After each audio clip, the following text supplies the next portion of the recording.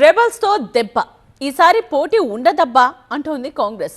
నేతల్లో అసంతృప్తి రేగకుండా పార్టీకి డ్యామేజ్ జరగకుండా ఉండేందుకు కసరత్తు చేస్తోంది. అటు నేతలు మాత్రం టికెట్ కావాల్సిందేనంటూ పట్టుపడుతున్నారు. దీంతో అభ్యర్థుల ఎంపిక పార్టీకి తలనొప్పిగా మారింది.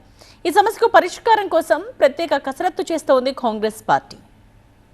పంచాయతీ ఎన్నికల్లో 200కు పైగా సర్పంచ్ స్థానాలను కాంగ్రెస్ మద్దతుదారులు కైవసం చేసుకున్నారు. అదే ఉత్సాహంతో మున్సిపల్ ఎన్నికలకు హస్తం పార్టీ సిద్ధమవుతోంది. ఉమ్మడి ఖమ్మం జిల్లాలో అన్ని స్థానాల్లో పాగా వేయాలంటే అభ్యర్థుల ఎంపిక అత్యంత కీలకం. ఈ విషయంలో ఆచితూచి వ్యవహరిస్తోంది హస్తం పార్టీ. ఎన్నికల బరిలో నిలవాలి అనుకునేవారు దరఖాస్తు చేసుకోవాలని డీసీసీ అధ్యక్షులు నూతి సత్యనారాయణ గౌడ్, తోట దేవి ప్రసన్న పిలుపివ్వడంతో ఆశావాహులు పెద్ద ఎత్తున దరఖాస్తులు చేసుకున్నారు. అధికార పార్టీ కావడం, అభివృద్ధి సంక్షేమ పథకాల అమలుతో సులువుగా గెలుపొందొచ్చనే కాంక్షతో ఎక్కువ మంది పోటీకి సై అంటున్నారు. అందుకే ఆశావాహుల వడపోత కార్యక్రమానికి పార్టీ శ్రీకారం చుట్టింది. సర్వేల ఆధారంగా బీఫామ్ ఇస్తామని ఇప్పటికే పార్టీ స్పష్టం చేసింది. ఖమ్మం జిల్లాలోని ఏదులాపురం, వైరా, కల్లూరు, సత్తుపల్లి, మధిర మున్సిపాలిటీలతో పాటు భద్రాద్రి జిల్లాలోని కొత్తగూడెం కార్పొరేషన్, ఇల్లెందు, అశ్వరావుపేట మున్సిపాలిటీల్లో కూడా ఎన్నికలు జరుగుతున్నాయి. ఈ మున్సిపాలిటీల్లో అభ్యర్థుల ఎంపిక కోసం 3 ప్రైవేట్ సంస్థలు క్షేత్రస్థాయిలో సర్వే చేస్తున్నాయి. ఇప్పటికే కొన్ని మున్సిపాలిటీల్లో సర్వేలు పూర్తయ్యాయి. మిగతా చోట్ల సర్వే బృందాలు తిరుగుతూ ఆశావాహుల గుణగణాలు,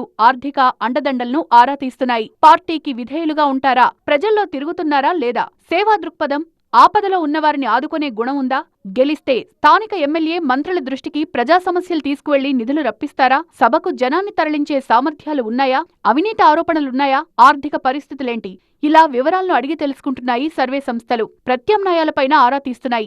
ఒత్తిళ్లు, పైరవీలు ఉండవు. సర్వేల ఆధారంగా గెలిచేవారికే టికెట్లిస్తామని మంత్రి పొంగులేటి శ్రీనివాసరెడ్డి స్పష్టం చేశారు. మొత్తం మీద గెలుపు గుర్రాలకు టికెట్లిచ్చి మున్సిపాలిటీ ఎన్నికల్లో జెండా ఎగురవేసేందుకు అధికార పార్టీ పావులు కదుపుతోంది.